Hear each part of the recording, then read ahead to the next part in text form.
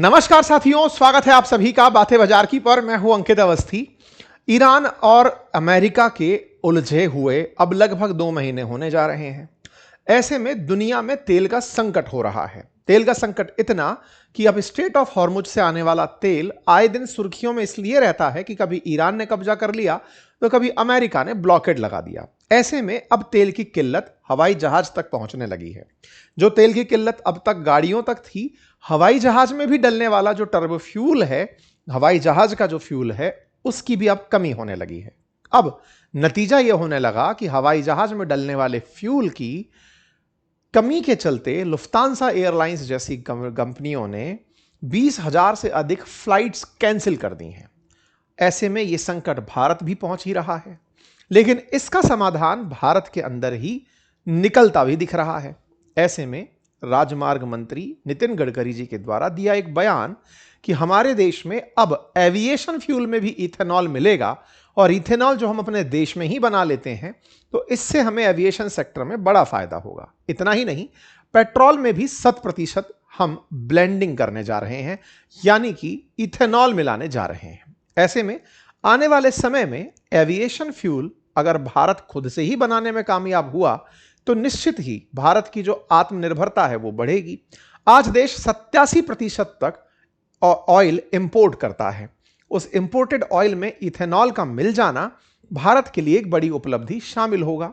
Already हमारे देश में जो पेट्रोल बिक रहा है वो E20 ब्लेंडेड है, यानी कि 20% इथेनॉल मिला हुआ है। उससे ही अपने आप में बहुत सारे सवाल उत्पन्न होते हैं। बहुत से लोग इस बात पर सवाल भी उठाते हैं कि 20% इथेनॉल मिलने के बाद उनकी गाड़ी में रस्टिंग हो गई, गाड़ियों के माइलेज में फर्क पड़ गया। तमाम चीजों के बीच में अब एक और कदम उड़ता हुआ जा रहा है जब सरकार ने एविएशन फ्यूल के अंदर इथेनॉल को मिलाने की परमिशन दे दी है। हेडलाइन बनती है कि इंडिया इसके चलते एविएशन फ्यूल के लिए अपने नियम बदलने जा रहा है और ऐसा करते हुए एविएशन फ्यूल में इथेनॉल को मिलाने की इजाजत दे रहा है। इतना ही नहीं, पेट्रोल के अंदर भी 85% इथेनॉल मिलाने को लेकर ड्राफ्ट तैयार कर दिया गया है। ऑलरेडी भारत 2030 के मुकाम को 2025 में ही पूरा करते हुए E20 एथेनॉल जो है, पेट्रोल जो है, वो 2025 में चालू कर चुका है। ऐसे में गडकरी जी का एस्पिरेशनल बयान कि हम तो 100% इथेनॉल ब्लेंडिंग लाना चाहते हैं, दो तरह के प्रश्न खड़े करता है कि ब्लेंडिंग है क्या? ब्लेंडिंग है मिलाना। क्या मिलाना? पेट्रोल में इथेनॉल मिलाना। अब अगर आपने 20% पेट्रोल, मतलब पेट्रोल में अगर 20% इथेनॉल मिलाया तो वो E20 पेट्रोल कहलाया, क्योंकि उसमें 20% इथेनॉल है और 80% पेट्रोल है। अगर आपने 85% इथेनॉल मिलाया तो उसमें 15% पेट्रोल बचेगा, तो इसे E85 पेट्रोल कहा गया। जब आप कह रहे हो 100% ब्लेंडिंग कर देंगे तो ये आफ्टर ऑल कैसे होगा? जब पेट्रोल में आप 100% इथेनॉल मिला देंगे तो फिर वो तो इथेनॉल ही हुआ, उसे फिर E100 क्यों कह रहे हैं? यह सवाल सोशल मीडिया पर गडकरी साहब से खूब पूछा जा रहा है। इसका भी जवाब मैं आपको आगे चलते हुए देता हूं, लेकिन उससे पहले आप चैनल को सब्सक्राइब कर लीजिए ताकि अपडेटेड जानकारी आप तक पहुंचती रहे। फिलहाल के लिए अपडेट दुनिया का यह कि इंटरनेशनल एनर्जी एजेंसी का मानना है कि यूरोप के अंदर अब 6 हफ्ते का ही एविएशन फ्यूल बचा है। इसके चलते अंतरराष्ट्रीय उड़ानें प्रभावित होंगी। एविएशन फ्यूल की किल्लत क्यों आई? क्योंकि दुनिया क्रूड ऑयल परचेज करती है, उसे फिर रिफाइन करती है और उसी से LPG, पेट्रोल, डीजल और एविएशन फ्यूल बनाती है। चूंकि क्रूड ऑयल की सप्लाई स्ट्रेट ऑफ हॉर्मुज से बाधित हो रखी है, जो कि दुनिया की लगभग 20% सप्लाई का केंद्र है, तो ऐसे में क्रूड ऑयल से बनने वाला एविएशन फ्यूल भी अब उपलब्ध नहीं हो पा रहा है। ऐसे में एयरलाइंस के ऊपर बोझ बढ़ रहा है, क्योंकि एयरलाइंस उस एविएशन फ्यूल को महंगे दामों पर खरीद रही हैं, जिसके चलते यात्रियों का किराया बढ़ रहा है। एक फ्लाइट टिकट में 30% योगदान केवल फ्यूल के किराए का, फ्यूल के कीमत का होता है। अगर फ्यूल की कीमतें बढ़ती हैं तो एविएशन फ्यूल महंगा होता चला जाता है। बस यही एक इंपॉर्टेंट पॉइंट है जिसके चलते यात्री भार, यात्री किराया बढ़ता जा रहा है। टिकट की कीमतें अगर तय होने की जानकारी दी जाए तो 4 मुख्य भाग एयरलाइन के टिकट के होते हैं, जिसमें एक बेस फेयर होता है, एक फ्यूल सरचार्ज होता है जो कि कीमत फ्यूल पर वसूली जाती है, एक एयरपोर्ट का टैक्स होता है और एक यूजर डेवलपमेंट फीस होती है। इन सब से मिलकर के एयरलाइंस का किराया तय होता है।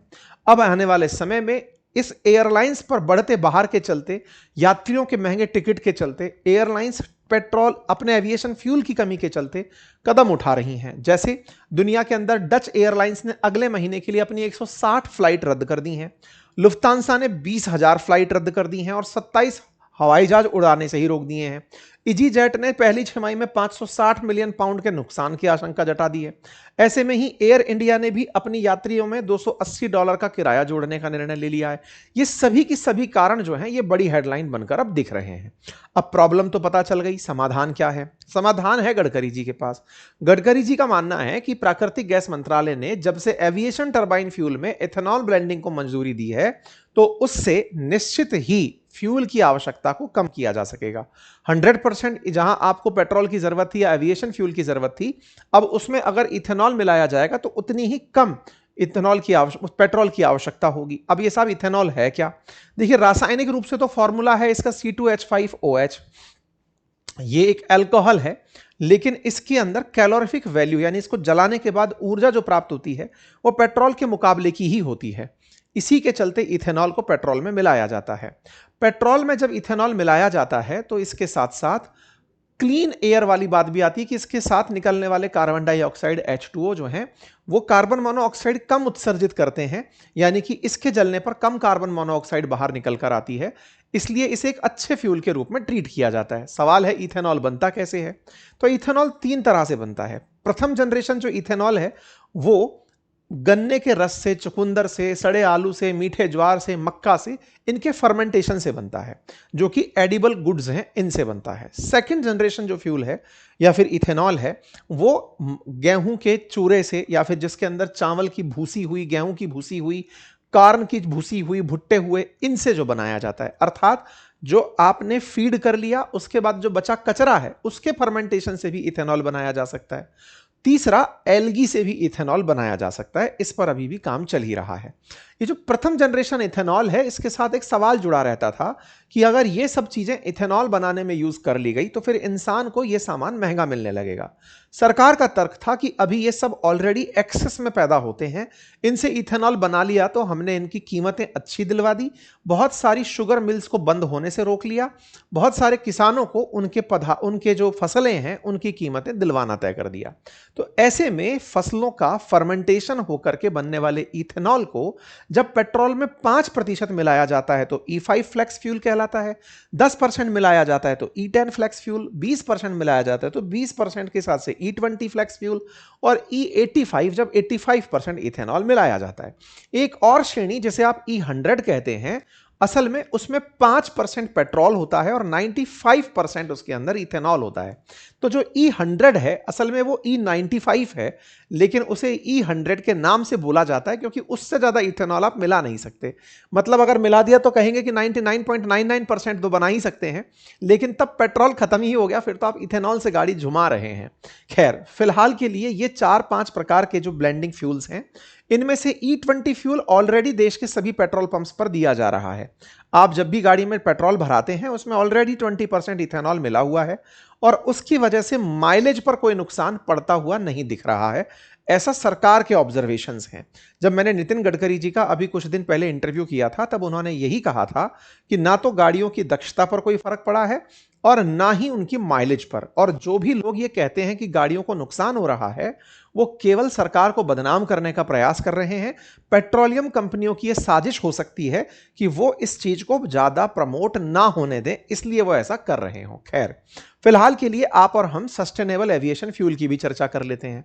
सस्टेनेबल एविएशन फ्यूल यानी कि ऐसा हवाई जहाज का लगने वाला फ्यूल जिससे प्रदूषण कम हो, कार्बन डाइऑक्साइड का निकलना कम हो और साथ साथ भारत का जो बिल है एक्सपोर्ट इंपोर्ट के कारण वो भी कम आए, क्योंकि 87% जब हम ऑयल इंपोर्ट करते हैं तो निश्चित ही ब्लेंडिंग हो जाने से सीधा सीधा अगर कंप्लीट फ्यूल के अंदर ब्लेंडिंग कर दी गई तो आप अगर समझकर चलें तो हमारा जो 87% इंपोर्ट है वो घट करके 7 दूनी 14, 8 दूनी 16, 17% घट जाएगा, तो 70% ही इंपोर्ट आप लोगों को करना पड़ेगा, इस तरह से समझ कर चलिए, ठीक है। सरकार ने इसी के चलते 2026 की शुरुआत में ही 20% इथेनॉल को परमिशन दे दी थी। वर्तमान स्थिति हमारे देश में यह है, और सरकार 1 अप्रैल 2027 से कैफ थर्ड मानक इलेक्ट्रिक और फ्लेक्स फ्यूल वाहनों को बढ़ावा देने पर विचार कर रही है, और E85 फ्यूल को भी लाने के बारे में कंप्लीट तरह से प्रयास चल रहे हैं। और E100 फ्यूल की शुरुआत भी 2024 में कर दी गई, मतलब कि इसके भी प्रयोग अब पूरी तरह से सक्सेसफुल कंसीडर किए जा रहे हैं। ये 2024 की कटिंग्स हैं, और जब हमने अभी आज से 10 दिन पहले नितिन गडकरी जी का जब इंटरव्यू किया था, तब भी हमने ये पूछा था कि साहब 2030 में आपको ये लाना था, आप 2025 में क्यों लाए? मजबूरी थी कि हमारे पास में कोई ऑप्शन उपलब्ध नहीं था, फ्यूल की किल्लत थी, या आपकी प्रिपरेशन ही फास्ट हो गई थी। तो इन्होंने कहा कि हमारे लिए सब चीज़ें पहले ही तैयार हो गई थी, तो हमें क्या फिर दिक्कत आ रही थी। तो ये सारी बातें आप और हमने खूब अच्छे से सुनी, और आप भी अगर डिटेल में ये इंटरव्यू सुनना चाहते हैं जिसमें फ्यूल के बारे में चर्चा है, तो मैं लिंक कमेंट बॉक्स में पिन कर दे रहा हूं इस इंटरव्यू का। समय निकाल कर सुनिएगा, आपको सभी पक्ष पता चलेंगे। आपके भी जो क्वेश्चन है कि गाड़ियां खराब होती हैं, उनके ऊपर दिक्कत आती है, वो सब सवाल मैंने इनसे पूछे हैं, आप उनको सुन सकते हैं, ठीक है साहब। 100% इथेनॉल ब्लेंडिंग का टारगेट सरकार लेकर चल रही है। उम्मीद है कि आपको यह समझ में आए कि यह 95% तक इथेनॉल मिलाने की बात है, जिसको लेकर के सरकारी प्रयास चल रहे हैं, और यह चर्चा 2024 में इस तरह से आ चुकी है, और इसकी चर्चा खूब अच्छे से हो चुकी है, ठीक है साहब। यह भी बात मैंने आपको बता दी। क्या कोई देश है जो ऐसा करता है? बिल्कुल, Brazil already E100 fuel use कर रहा है। वो शुगर केन से इथेनॉल बनाता है, और उसी से काम चल रहा है। स्वीडन के अंदर E85 फ्यूल ऑलरेडी यूज हो रहा है, जिसमें 85% इथेनॉल मिला हुआ है। यूरोपीय देशों के अंदर इथेनॉल का उपयोग फिलहाल के लिए सीमित है। यहां E5 से लेकर E10 तक का ही मिश्रण किया जाता है। अब जहां तक बात हो कैफ थर्ड नॉर्म्स की, जिसमें ईवी और फ्लेक्स फ्यूल को राहत देने की बात की गई है, ऐसे इंजन्स को बनाने की प्राथमिकता दी जा रही है जो फ्लेक्स फ्यूल यानी कि ये जो मिलकर आने वाले फ्यूल्स हैं, इनको विकसित कर सके। ग्रीन हाइड्रोजन पर भी फिलहाल सरकार जोर देने का प्रयास कर रही है, ताकि कम ऊर्जा से यानी कि कम हाइड्रोजन से ज्यादा एफिशिएंट इंजन तैयार किए जा सके, मतलब एफिशिएंट तरीके से इंजन का यूज किया जा सके, ठीक है। अब सवाल है कि इथेनॉल मिलाने से फायदा किसे होता है? टेक्निकली इथेनॉल सस्ता पड़ता है, तो फायदा तो आम व्यक्ति तक ही ट्रांसफर होना चाहिए।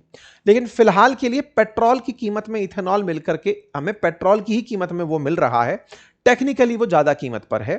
यह सवाल भी हमने जब पूछा मंत्री जी से, तो उनका जवाब था कि हमने फिलहाल किसानों तक राहत ट्रांसफर की है, और जनता को हमने ज्यादा कीमत पर जो पेट्रोल उन्हें मिलता उससे उन्हें राहत उपलब्ध कराई है। अदरवाइज जिस तरह से क्रूड की कीमतें बढ़ी हुई हैं, फिर भी पेट्रोल और डीजल की कीमतें स्थिर हैं, उसमें उनका कंट्रीब्यूशन इस तरह से देखा गया। हमने सवाल कई तरह से पूछे थे कि साहब इसकी वजह से फूड सिक्योरिटी को खतरा तो नहीं है? उस पर भी उन्होंने जवाब देते हुए कहा था कि किसी तरीके का हमारे पास फूड स्कार्सिटी नहीं है, और अगर होगी तो हम तुरंत प्रभाव से इस ब्लेंडिंग को रोक देंगे, पेट्रोल तो आ ही जाएगा तब तक। साथ ही साथ इससे प्रदूषण भी कम होता है, तो सस्टेनेबल डेवलपमेंट के रूप में यूज किया जा रहा है। कुछ सोशल मीडिया पर ऐसे वीडियो का भी हमने हवाला लिया था, जिसमें कहा गया था कि साहब देखो रस्टिंग हो रही है, तो उनका कहना था कि ये कुछ ऐसी प्रैक्टिसेस हो सकती हैं। सरकार ने इसका खूब अच्छे से विस्तार से जांच करवाई है, और अगर ऐसी कुछ चीजें होती हैं तो सरकार के उनको नोटिस में लाए जाने की आवश्यकता है। बट अपोजिशन सरकार से सवाल पूछता है कि साहब E100 कैसे कर दोगे, तो मैंने वो जवाब आपको दे दिया। अब इसके साथ साथ एक और चीज यहां पर चर्चा में आई, शियान एग्रो के बारे में। शियान एग्रो गडकरी जी के ही परिवार की कंपनी है। ऐसे में उसके जो शेयर्स के भाव हैं वो पिछले 5 दिन में 21% बढ़े हैं। तो लोगों का कहना है कि नीति जब वो बनाते हैं तो अपने ही घर की कंपनियों को लाभ देते हैं। जब हमने ये सवाल उनसे पूछा, तब उनका जवाब था कि साहब देश के अंदर अगर 100% इथेनॉल कंपनियां बना रही हैं, तो हमारा कंट्रीब्यूशन तो 1% से भी कम है। ऐसे में अगर हमें इस तरह की राहत दिख रही है लोगों को, तो काम जो लोग कर रहे हैं, जवाब खैर आप खुद ही सुनिएगा, मैं आपको जवाब नहीं सुनाऊंगा। एनीवे, तो सियाम एग्रो का भी सवाल हमने वहां पर पूछा हुआ है।